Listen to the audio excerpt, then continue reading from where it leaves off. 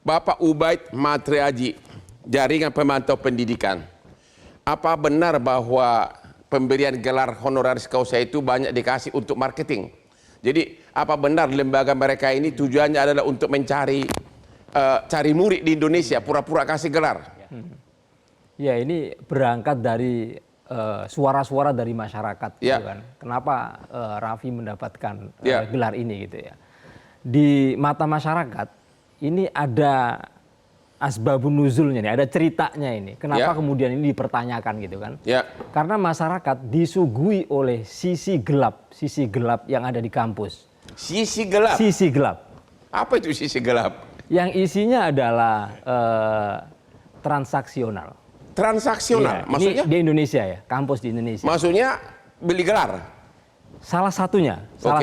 Hari ini saja belum selesai. Ada kasus dugaan juga ada nuansa transaksional melibatkan 11 guru besar. Diapain itu guru besar? Ya, ada dugaan ini jual beli gelar guru besar, ada dugaan-dugaan yang lain di situ. Jadi Anda melihat pemberian gelar oleh UMPM itu adalah untuk marketing? Ya, itu bisa dijadikan suatu pertanyaan besar. Tetapi apa yang terjadi di Indonesia hari ini, itu ternyata kampus kita jauh dari harapan masyarakat gitu loh. Kampus ini bertubi-tubi nih masalah. Setelah rame soal guru besar yang dipertanyakan oleh publik, kemudian ada kasus korupsi yang melibatkan pimpinan-pimpinan kampus, kemudian ada jual beli jadi rektor itu ada harganya, bahkan di beberapa daerah itu menjadi guru besar itu ngantrinya kan panjang. Itu ada tarifnya itu gitu loh. Ada tarifnya. Ada tarifnya kalau mau cepat gitu. Gitu salah satu untuk pemberian honoris causa itu untuk marketing gitu. Iya. Agar murid daftar ke situ. Termasuk sehingga kan kemudian belakangan ada tiba-tiba politisi dapat dokter honoris causa, tiba-tiba ada artis dapat dokter honoris causa dan seterusnya. Ini sebenarnya masyarakat mempertanyakan, ini kampus main-main apa lagi ini gitu. Main-main apa lagi UMPM Ibu Helena? Main-main apa kau? Tadi dari Dikti mengatakan tidak sah secara hukum. Beliau juga mengatakan tidak sah. Anda jawab bagaimana? Anda dari kampus, ini adalah dari lembaga yang memberikan gelar kepada Raffi Ahmad, cuma kantornya kok di Bekasi sih? Ya, saya jelaskan agak panjang ya Pak Hotman ya. Jadi pertama gini dulu, kenapa kantor kita ada di Bekasi? Karena UIPM didirikan oleh anak bangsa Indonesia bernama Pak Rantastian Nur Alangan. Beliau mendirikan kampus itu dan bekerja sama dengan United Nations. Sehingga aturan dari UNU, United Nation University, PBB itu mempunyai lembaga pendidikan yang namanya UNESCO. Di dalam UNESCO itu ada beberapa universitas yang menjadi perwakilan NGO. NGO kan perwakilan LSM. Iya, NGO jadi, LSM kan? NGO itu UIPM ini menjadi NGO dari LSM. NGO ya, sama. Jadi menjadi NGO dari United Nations. Jadi program pendidikan yang diatur oleh United Nations, UIPM turut serta menjadi peserta untuk menyusun program peraturan pendidikan se-Asia Pasifik dan dunia. Termasuk yang di Thailand. Termasuk. Nah, NGO atau universitas? Jadi kami sama universitas, tapi sistem kami gini Pak. UIPM karena adalah masuk dalam universitas yang dipilih oleh United Nations menjadi NGO. Jadi kami punya ada di seluruh dunia. Kami punya ada di Asia, Singapura, Thailand, Malaysia, Filipina. Jadi Anda menganggap diri Anda termasuk yang di Thailand universitas atau LSM? Universitas.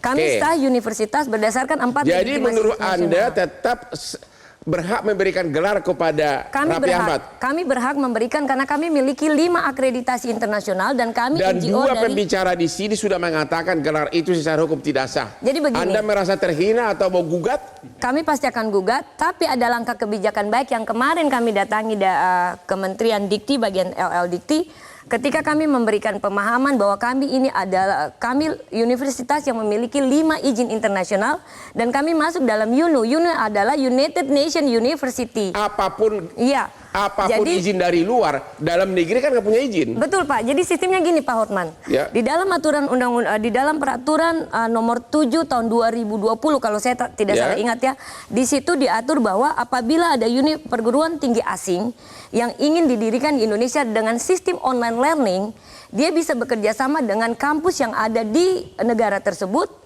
Dan bekerja Harus sama. kerjasama dengan kampus. Iya, kampus. Anda belum? Sudah, tahun lalu saya bekerja sama dengan, saya datangi Unpati, Universitas Patimura. Saya ketemu rektornya, tapi sebelumnya saya datangi Kepala LL Dikti Provinsi Maluku. Dan saya bilang kami adalah UiPM. Kerjasama bentuk apa? Kami ingin membuka kampus UiPM, pusatnya di Indonesia yaitu di Maluku.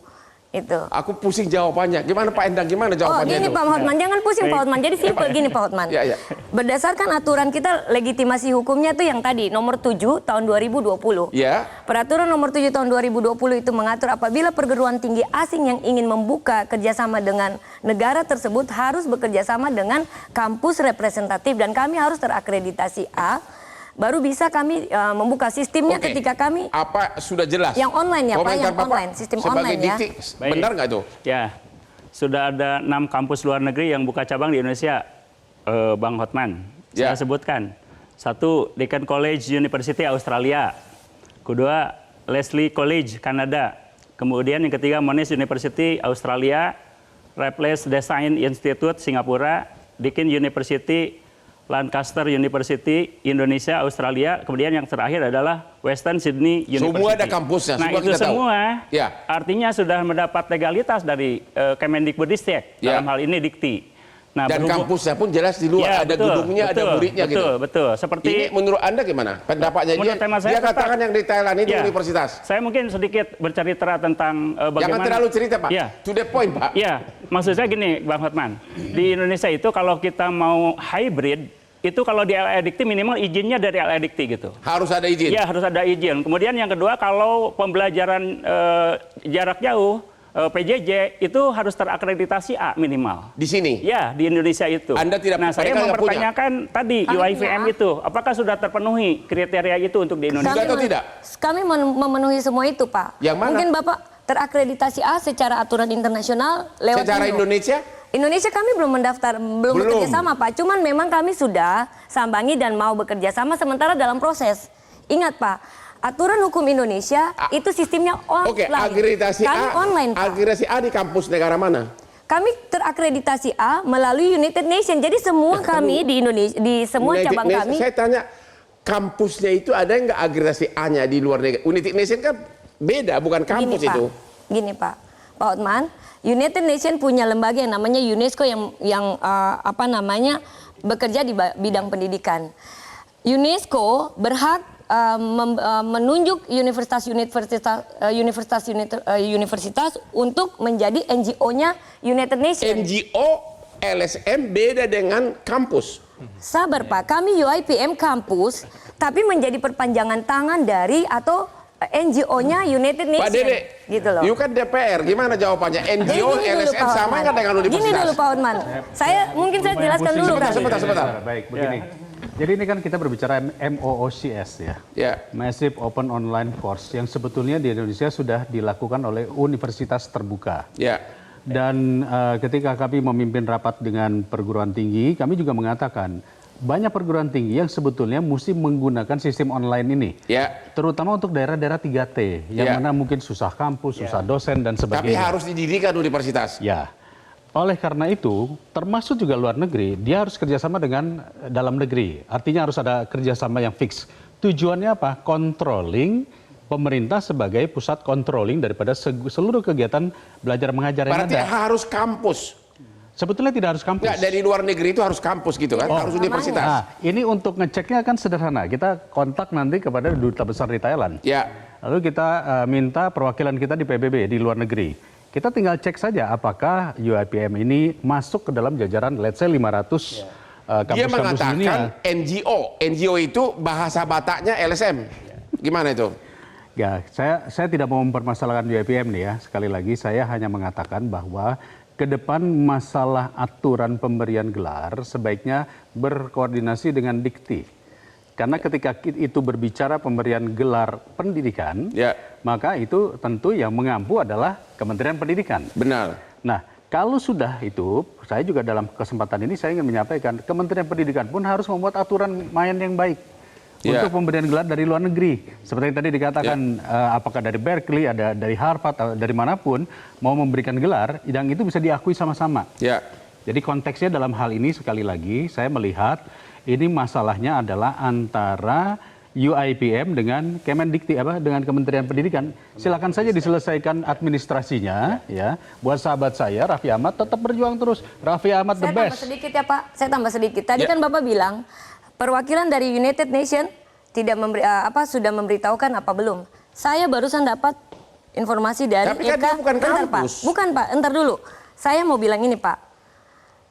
Perwakilan United Nation Indonesia di PBB, Ibu Siska Widiawati mengkonfirmasi bahwa Universal Institute of Professional Management terdaftar sebagai pemegang status konsultatif khusus dari United Nation Economic and Social. Terdaftar sebagai? Iya, khusus. Ya, sebagai apa? Sebagai pemegang status konsultatif khusus. Tapi kan itu kan bukan terdaftar sebagai kampus, bukan universitas. United Nation and Social Council. Kampus atau apa? Pak, kami kampus yang sistemnya itu bukan kampus ring. tadi. Ini karena kampus kami diakui oleh ECOSOC, Pak. Itu ekonomi and sosial, bukan pendidikan. Betul, Pak. Betul. Tapi Bapak harus tahu bahwa ECOSOC memberikan legitimasi bagi kami UIPM. Kami punya dasar legitimasi hukum internasional sah loh Pak. Jadi hati-hati pihak yang mengatakan kami tidak legal secara hukum internasional. Hati-hati bakal digugat di laporan pencemaran nama baik. Karena Ketemu kami lagi di sah Hotroom. secara hukum internasional. Jelajahi cara baru mendapatkan informasi. Download Metro TV Extend sekarang.